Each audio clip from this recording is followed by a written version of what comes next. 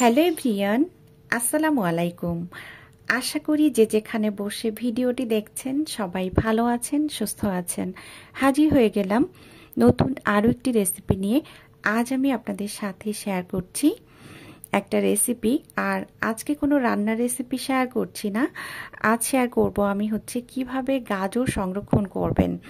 এই গাজরটা আপনি 1 বছর জুড়ে ফ্রিজে রাখবেন, একদমই কালার নষ্ট হবে না এবং স্বাদও চেঞ্জ হবে না। তো আশা করব পুরো ভিডিও জুড়ে আমার সাথেই থাকবেন। আমি এখানে 2 কেজি গাজর এইভাবে লম্বা লম্বা কুচি কুচি করে, একেবারে কিন্তু কুচি করিনি, এভাবে কেটে নিয়েছি। এই গাজরটা আপনি চাইলে সবজি রান্না করতে পারেন, আবার যখন আপনি গাজরের হালুয়া তৈরি করবেন, বরফি তৈরি করবেন, তখন কিন্তু এই গাজরটা সিদ্ধ করেই সব কিছু করতে পারবেন। আর এইভাবে গাজরটা একদমই টাটকা থাকবে, স্বাদও নষ্ট হবে না। চেষ্টা করেছি একেবারে সহজভাবে আপনাদের সাথে এই সংরক্ষণ পদ্ধতিটা শেয়ার করার জন্য। তাহলে চলুন কথা না বাড়িয়ে মূল সংরক্ষণ পদ্ধতিতে চলে যাই। আজ আমি সরাসরি ভয়েস দিচ্ছি, তাই আসলে একটু শব্দ হতে পারে, ইগনোর করবেন। যাই হোক, আমি এখানে দেখতে পাচ্ছেন অনেকটা পরিমাণে পানি দিয়ে দিয়েছি, আর এই পানিটা এখন ফুটে ওঠা পর্যন্ত আমি অপেক্ষা করছি। এরই মধ্যে পানিটা ফুটে উঠেছে যখন, তখন আমি দিয়ে দিচ্ছি 1 চা চামচ পরিমাণ চিনি। তারপর আমি এখন দিয়ে দিব 1/2 চা চামচের একটু বেশি পরিমাণ বেকিং সোডা। আর চিনি, বেকিং সোডা দিলে যে কোনো সবজির কালার ঠিক থাকে, স্বাদও ঠিক থাকে, কোনো রকম গন্ধ হয় না, স্বাদেরও চেঞ্জ হয় না। তাই আপনারা চাইলে যে কোনো সবজি এইভাবে হালকা ভাপ দিয়ে বছরের পর বছর রাখতে পারেন। তো আমি সাধারণত গাজরটা পুরো 1 বছর রেখে দেই, একদমই কালার নষ্ট হয় না, বোঝাই যায় না যে এটা ফ্রোজেন করা ছিল। পানিটা যখন ফুটে গিয়েছে সেই পর্যায়ে আমি এখন গাজরগুলো দিয়ে দিচ্ছি।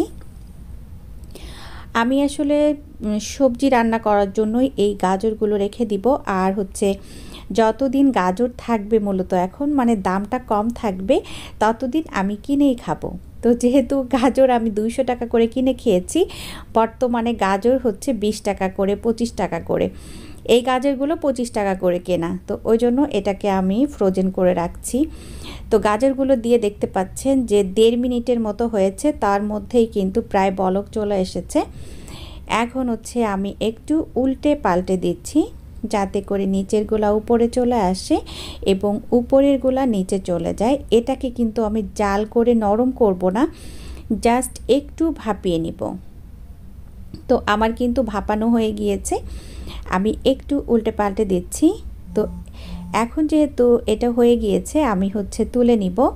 তো আপনারা একটা কাজ করতে পারেন, যদি অনেক সময় একটু ভাপানোটা বেশি হয়ে যায়, যদি মনে হয় আপনার কাছে সিদ্ধটা বেশি হয়ে গিয়েছে, সেই পর্যায়ে আপনারা যেটা করবেন, মানে পাশে একটা বড় বোলের মধ্যে একটু ঠান্ডা পানি রেখে দিবেন, তার মধ্যে এই গাজরটা উঠিয়ে নিয়ে সেই ঠান্ডা পানির মধ্যে দিয়ে দিবেন।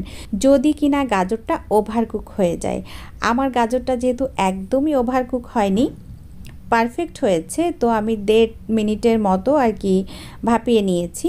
এখন আমি তুলে একটা চালনির ভিতরে রেখে দিচ্ছি।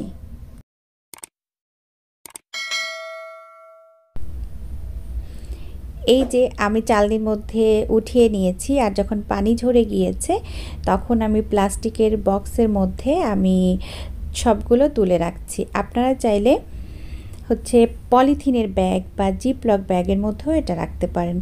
আমি বক্সের মধ্যে করে তারপর রেখে দিচ্ছি, যতটুকু ব্যবহার করব এইভাবে ছোট ছোট বক্সে রাখছি। তারপর ফ্রিজে রাখার পরে আমি আপনাদেরকে দেখিয়ে দিব যে কালারটা কতটা সুন্দর লাগছে দেখতে। আশা করছি আজকের ভিডিও আপনাদের কাছে ভালো লেগেছে। এতক্ষণ সাথে থাকার জন্য সবাইকে অসংখ্য অসংখ্য ধন্যবাদ।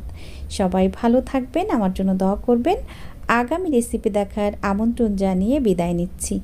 আল্লাহ হাফেজ, আসসালামু আলাইকুম।